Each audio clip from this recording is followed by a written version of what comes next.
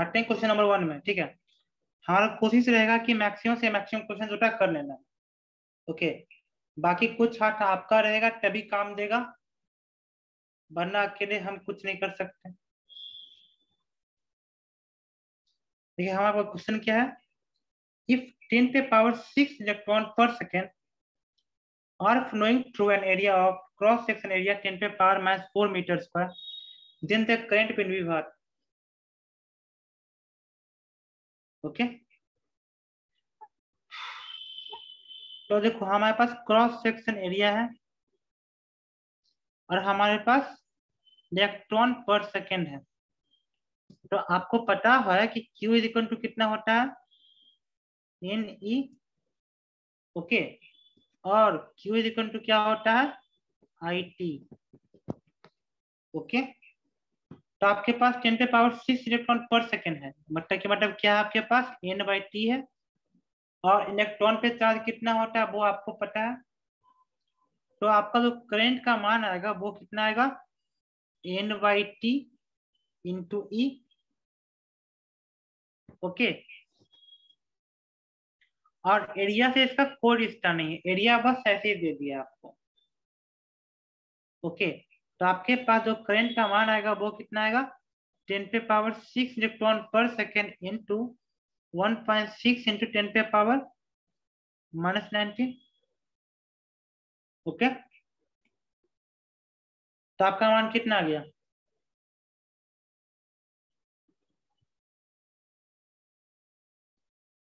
1.6 into 10⁻⁻13 ampere. Sir I equal to N, sir I equal to N/T कैसे है? Dimension यहाँ पे क्या है, इलेक्ट्रॉन पर सेकेंड है, तो हमने N/T दिया हुआ है ना, तो कॉस ये N/T दिया हो 10⁻⁶।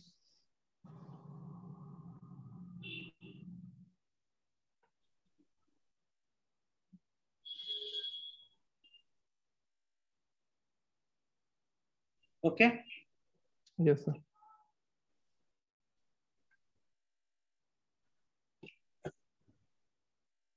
आते हैं क्वेश्चन नंबर 2 में।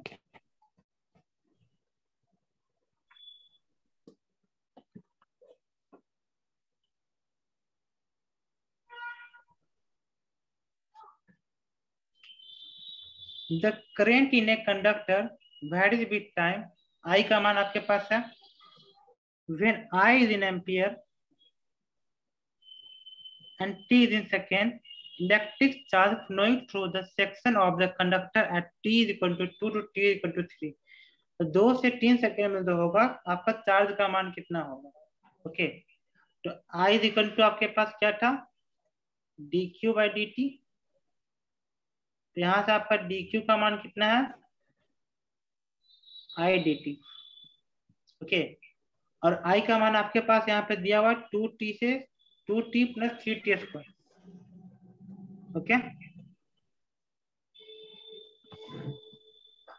माइक ऑफ कर दीजिए ताकि बाहर का आवाज ना आए।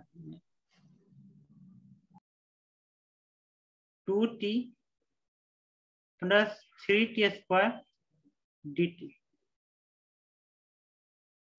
2 सेकेंड से लेकर के 3 सेकेंड तक है। तो आपका कितना हो गया, 2T का कितना हो गया, 2T²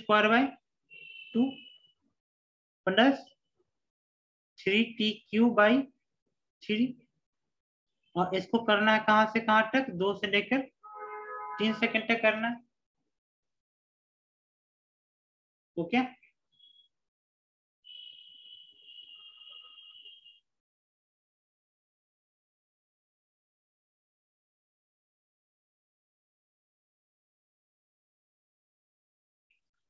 तो आपका कितना हो गया यहाँ पे, T² + TQ।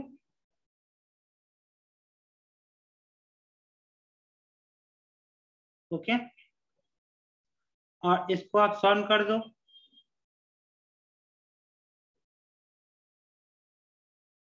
दो से लेकर 3 सेकेंड।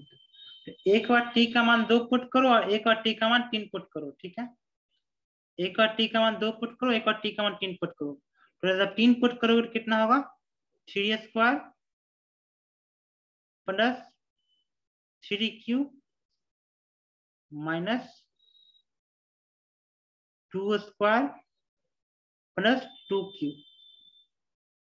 ओके, तो आपका कितना हो गया 3 × 9, 3 का स्क्वायर कितना होगा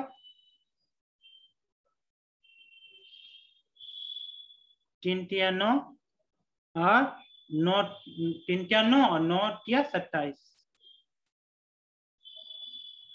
और यहाँ पे कितना होगा 2 दूनी 4 और 4 दूनी 8। ओके, तो 27 + 9 कितना हुआ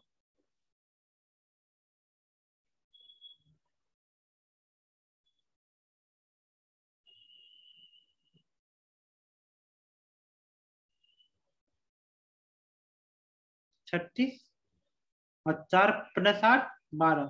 तो 36 में से 12 जाएगा तो कितना होगा 24, 24 कूलम। तो कौन सा ऑप्शन होगा option number 2।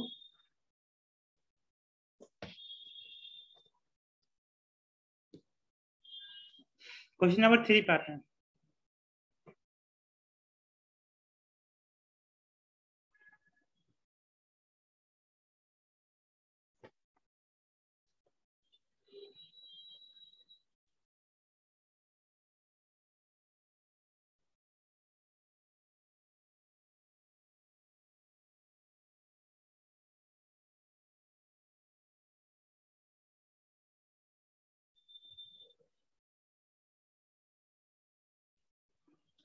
$10,000 electron are passing per minute through a tube of radius 1 centimetre. तो रिजल्टिंग करंट क्या होगा। तो रेडियस से हमको क्या मतलब है बताओ। यहाँ पे 10,000 इलेक्ट्रॉन पर सेकेंड पर मिनट दिया हुआ है, तो इस मिनट को सेकेंड में कन्वर्ट कर दो, तो आपका यहाँ पे आई का मान कितना होगा 10,000 पर सेकेंड इंटू 1.6 इंटू 10⁻⁻⁹ लिख सकते हैं ना। ओके, आपका कितना हो गया ये हो गया 1000। ठीक है, और 9 में से 3 जाएगा तो कितना होगा 10⁻⁻16 और 1.6 डिवाइड बाई 6, ये हो गया आपका करंट 1.6 डिवाइड बाई 6। तो इसका मान कितना होगा 1.6 डिवाइड बाई 6 का वैल्यू कितना आया था 0.26 करके आएगा, 0.26 इंटू 10⁻⁻16। तो लगभग हमारा ऑप्शन नंबर 2।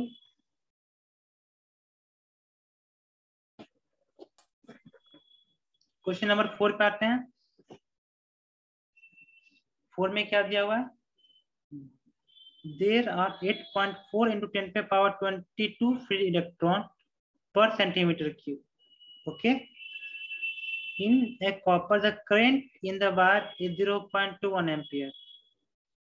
Okay, और इसके पास क्या दिया हुआ है नंबर ऑफ इलेक्ट्रॉन पर सेंटीमीटर क्यूब में दिया हुआ है। ठीक है, यहाँ पे चार्ज का वैल्यू दिया हुआ, आई का मान दिया हुआ है, और यहाँ पे क्या दिया क्रॉस सेक्शन एरिया दिया हुआ है।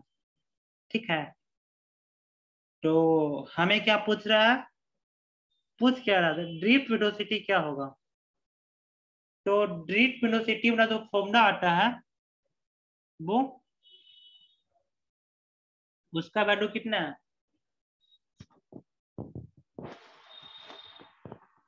काफी सारा आप देर हो गए NaEVD। आज ऐसे मेरा वाईफाई भी थोड़ा नहीं काम कर रहा था, क्योंकि लाइव का मजा रिकॉर्डेड का मजा हमेशा अलग होता है। ठीक है, तो हमारे पास करंट कितना दिया NaEVD, हमारे पास फॉर्मूला पता है। तो देखो कभी भी तुम जो है मीटर को सेंटीमीटर को ऐड कर सकते हो नहीं कर सकते हो, तो दो डिफरेंट फिजिकल क्वांटिटी को ऐड करना संभव नहीं है। लेकिन हम सबको एक क्वांटिटी में कर दें तो हम इलेक्ट्रॉन उसको ऐड कर सकते हैं। तो जो आपका जो सेंटीमीटर क्यूब है इसको भी मीटर क्यूब में कन्वर्ट कर दो, तो क्या आपके पास कितना होगा? 1 मीटर में 100 सेंटीमीटर, तो 1 सेंटीमीटर में कितना मीटर? ओके, तो 1 सेंटीमीटर क्यूब में कितना मीटर क्यूब होगा? इसमें कोई दिक्कत है? तो इसको जो है 10⁻⁻6 से गुना कर दें तो ये पर मीटर क्यूब में आ जाएगा। और यहाँ पे जो हमारा 1 मीटर क्यूब है, तो देखो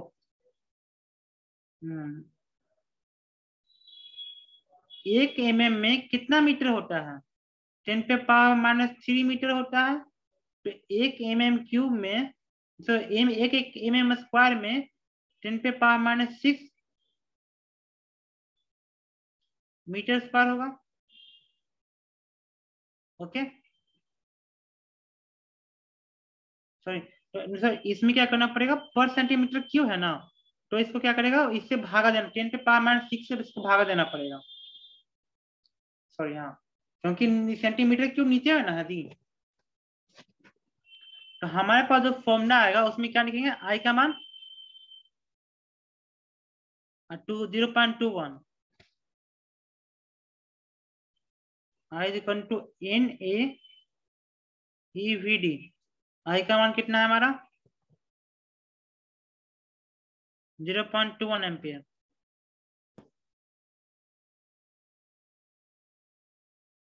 ओके,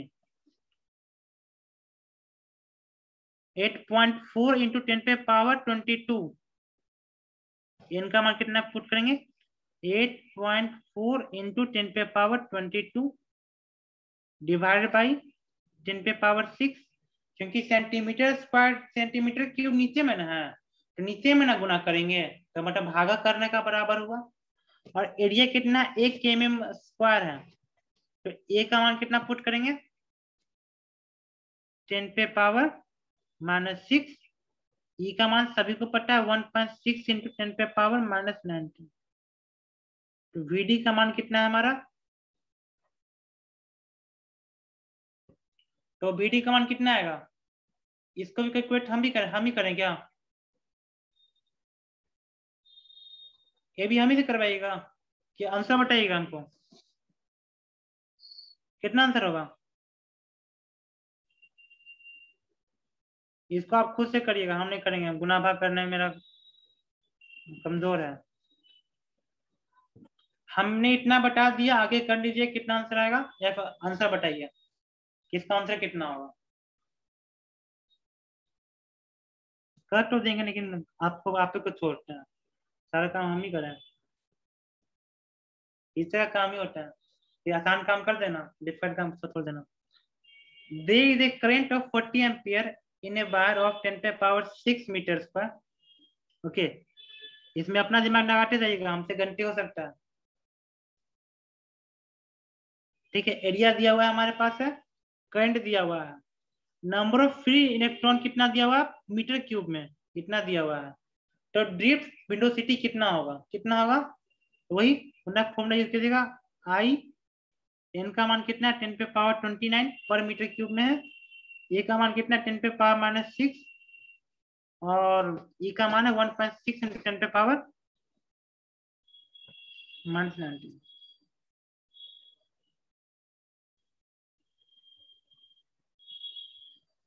और ये बी डी। अब देखो,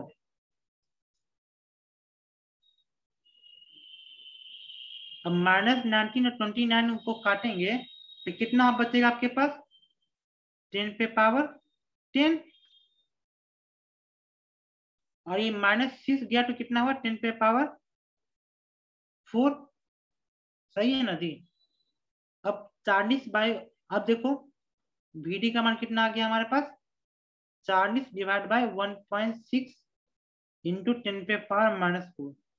और ये ऊपर गया, ये कटा 100, 4 का 16, और इसको काटेंगे कितना होगा? 25।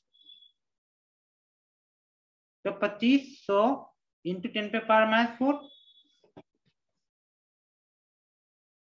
ओके, तो कितना हुआ आपका पास 2500, 250 इंटू 10⁻³ देखो इस फॉर्म में दिया हो तो आपको इसी से पहचान जाना है, तो आपका आंसर कितना होगा 250 इंटू 10⁻³ तो एग्जाम में आपको ये सबको भी ध्यान रखना कि किस फॉर्म में पूछा और किस फॉर्म में जवाब देना, दिमाग तुरंत काम करना चाहिए। करंट का एसआई यूनिट कितना होता है एम्पियर, बताने की जरूरत नहीं होनी चाहिए।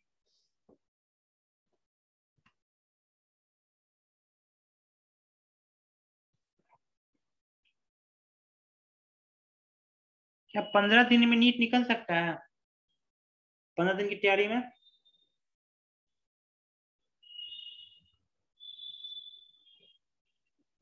पंद्रह दिन तैयारी करके नीट निकाला जा सकता है, लेकिन नहीं, लेकिन 15 दिन में तैयारी करके नीट निकालने वाला वीडियो बन सकता है, 15 दिन में तैयारी करके नीट निकालना ऐसा वीडियो बन सकता है, यूट्यूब पे मिल जाएगा।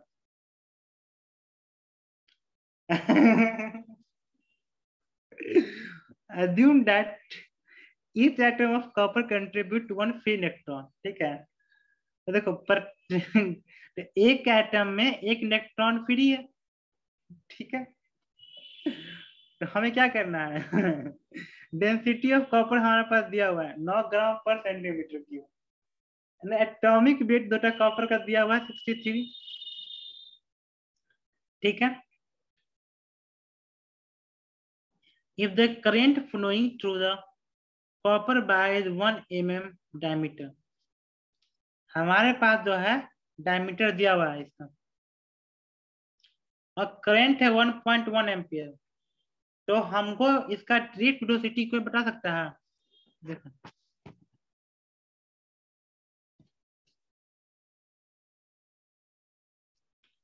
तो आई का मान कितना होता है, number of electron per unit volume into area into E into VD. अब देखो ये इन आएगा कैसे, सोचो ये कैसे आएगा, weight by molecular weight volume, लिख सकते हैं इसको दी, इनका मतलब ये ना हुआ, और इधर हुआ एरिया, एरिया कैसे निकलेगा क्रॉस सेक्शन एरिया, हमारे पास क्या दिया हुआ है डायमीटर, डायमीटर कितना दिया हुआ है हमारे पास 1 mm है, तो इसका जो डायमीटर होगा कितना होगा, इसका रेडियस कितना होगा हमारा 10⁵ इंटू 10⁻⁻4 मीटर, ये इसका रेडियस हो जाएगा कि नहीं हो जाएगा, तो हमारा एरिया निकल जाएगा यहाँ से, और ई का मान पता है वीडी का मान पता है। अब देखो यहाँ हमारे पास क्या दिया हुआ, डेंसिटी दिया हुआ है, डेंसिटी मतलब वेट बाई वॉल्यूम, डेंसिटी का मतलब क्या होता है वेट बाई वॉल्यूम, ओके। तो ये जो सेंटीमीटर क्यूब है पर सेंटीमीटर क्यूब, इसको मीटर क्यूब में कन्वर्ट कर दें तो 9 डिवाइड बाई 10⁻⁻6 तो ग्राम पर मीटर क्यूब में आ जाएगा, और जो आपका जो मॉलिक्यूलर वेट दिया हो ग्राम में दिया हुआ है, तब हमको ग्राम को चेंज नहीं करेंगे क्योंकि ग्राम ग्राम। आप देखो यह जो आया हमारे पास क्या आया, मोल आया, अब मोल को एटम में कन्वर्ट करने के लिए क्या करते हैं, सबको पता है ना, अगर हमको मोल को एटम में कन्वर्ट करना हो तो क्या करेंगे, नंबर से गुना करना पड़ेगा यहाँ पे, ओके। तो वो कर लीजिएगा, और एरिया हमारा कितना होगा πr², यहाँ निकालिएगा और यहाँ से भी निकालिएगा, तो कैलकुलेशन वाला चीज है तो हम नहीं करेंगे, वो भी आप ही सोचते हैं। क्वेश्चन नंबर 60 भी हो आपका होमवर्क हुआ, आप लोग होमवर्क भेजते नहीं है, हमको मैसेज करना पड़ता है, मेरे पास कुछ टाइम नहीं होता। 2 क्वेश्चन जो है होमवर्क है आपका, 2 क्वेश्चन जो है कैलकुलेशन ज्यादा होता है, ठीक है, और हमको ना क्वेश्चन का सोल्यूशन बना के भेज दीजिएगा, हम चेक करेंगे, ठीक है, हम यहाँ पे थोड़ी बनाएंगे।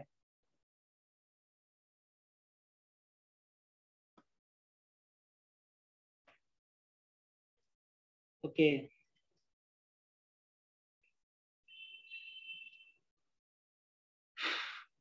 when no current flow through the conductor, जब कंडक्टर के द्वारा करंट फ्लो नहीं करता तो इसका मतलब क्या है, free electron do not move, average speed of free electron over large period of time is 0, average velocity of free electron over a large period of time is 0,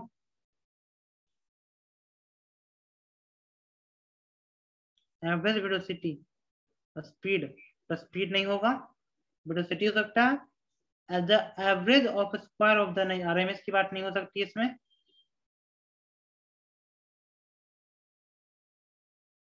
answer RMS दिया है, average velocity 0 होना चाहिए,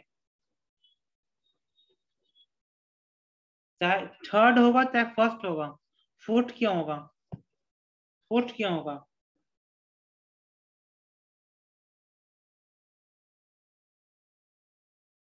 answer क्या दिया, आपके पास book है ना, मेरे हिसाब से तो आरएमएस की बात तो वो होगी नहीं, इसमें 0 है तो, क्योंकि हम चेक करते हैं, क्वेश्चन नंबर 8 ना है,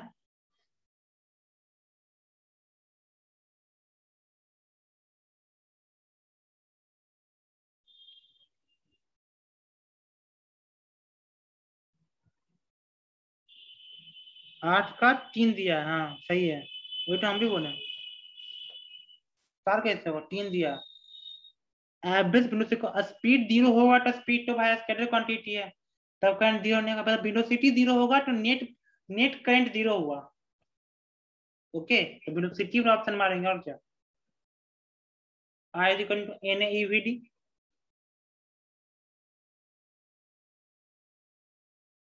समझ रहे हैं ना मेरी बात को आप,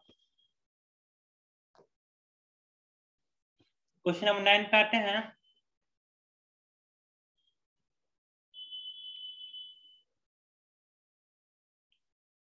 a steady current flows in a metallic conductor of non-uniform cross section. The quantity is this term constant along the length of the conductor is. कौन सा टर्म होता है वो कांस्टेंट होता है, देखो यूनिफॉर्म और नॉन यूनिफॉर्म एरिया होगा तो कौन सा कांस्टेंट होगा, तो अभी किरचॉफ ने पढ़ा है ना कि जितना करंट दीजिएगा उतना करंट निकलेगा, तो इसमें करंट होगा और क्या, करंट कांस्टेंट होगा, और क्या होगा,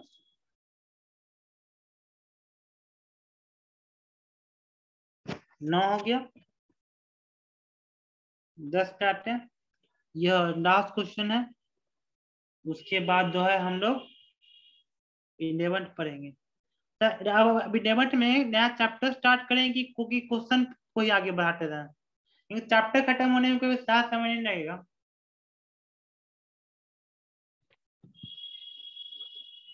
क्या करें, क्वेश्चन पे ज्यादा फोकस करें कि जो चैप्टर पे फोकस करें, the number of free electron per 10 mm of an ordinary copper bar about 2 into 10 पे power 21, okay, number of free electron दिया हुआ है, the average drift speed of electron is इतना, ड्रिफ्ट स्पीड हमारा इतना दिया हुआ है, द करेंट हमारा कितना होगा,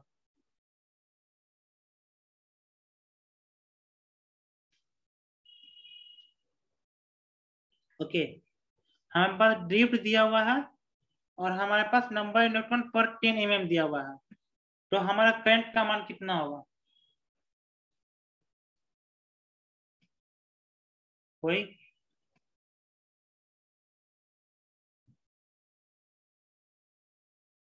क्या होगा, देखो आई का मान कितना होता है हमारा, N A E V D, और एन क्या होता है आपका, number of electron per unit name area, ये आपका वॉल्यूम हो गया, okay, number of electron per unit volume into area into E into V D, तो यहाँ देखो, यहाँ से आपका एरिया एरिया कट जाएगा और पर 10 mm दिया हुआ है, तो पर 10 mm मतलब 10 पे पावर -3 मीटर, और 2 इंटू 10 पे पावर 21 कितना है, सही है ना, 2 इंटू 10 पे पावर 21, नंबर ऑफ इलेक्ट्रॉन कितना दिया, 2 × 10⁻21 पर 10 mm, मतलब 10⁻³ मीटर। ई का मान सभी को पता है 1.6 × 10⁻−19, और बीडी का मान भी सबको पता है 0.2 mm। तो 0.2 mm को मीटर में कन्वर्ट कर दो, 0.25 है ना, इंटू 10⁻³ मीटर पर सेकेंड, है ना। तो बाकी कैलकुलेशन खुद से कर लीजिएगा, हम नहीं करेंगे, हमको कैलकुलेशन करने में अच्छा नहीं लगता, कर लीजिएगा।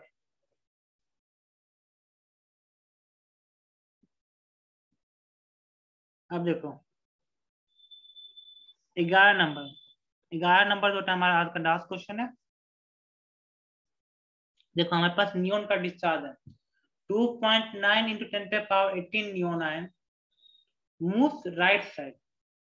ओके, तो राइट साइड में पॉजिटिव मूव कर रहा है, तो हमारा करंट किधर मूव करेगा, राइट साइड में, नियोन की वजह से। और 1.2 × 10⁻18 इलेक्ट्रॉन लेफ्ट की तरफ मूव कर रहा है, तो इलेक्ट्रॉन की वजह से भी अब जो करंट किधर मूव करेगा, राइट साइड मूव करेगा, तो लेफ्ट साइड में ऑप्शन होगा नहीं, बाकी निकाल दीजिएगा ना, बाकी निकल जाएगा ना दी। आई का मान कैसे होगा, n/t दिया हुआ है, इंटू e से गुना कर दीजिए। तो करना क्या है इसमें, करना क्या है, करना भी इसमें पड़ेगा क्या, ये क्या कीजिए, दोनों को ऐड कर दीजिए, और कुछ 2.9 + 1.2 कितना होगा, 2.9 + 1.2 कितना हुआ, 9, 10, 11, और 2 × 3 = 4.1। ओके, अब 4.1 को गुना कर दीजिए किससे, 1.6 से, कितना होता है,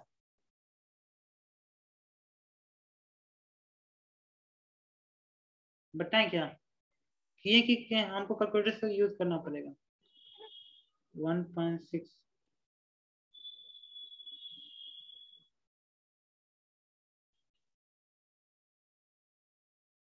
6.56,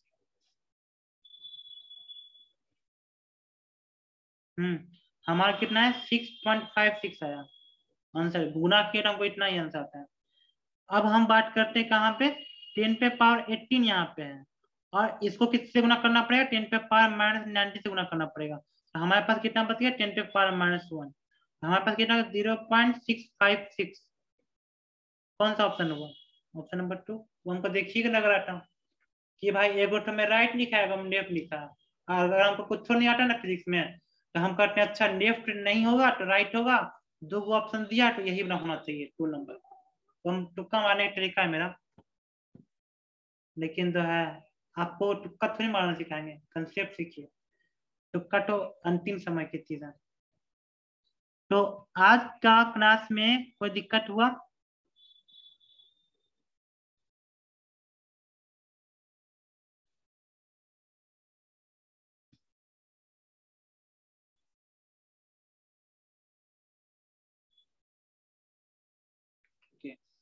कोशिश करते हैं आगे भी ऐसे पढ़ते रहिए।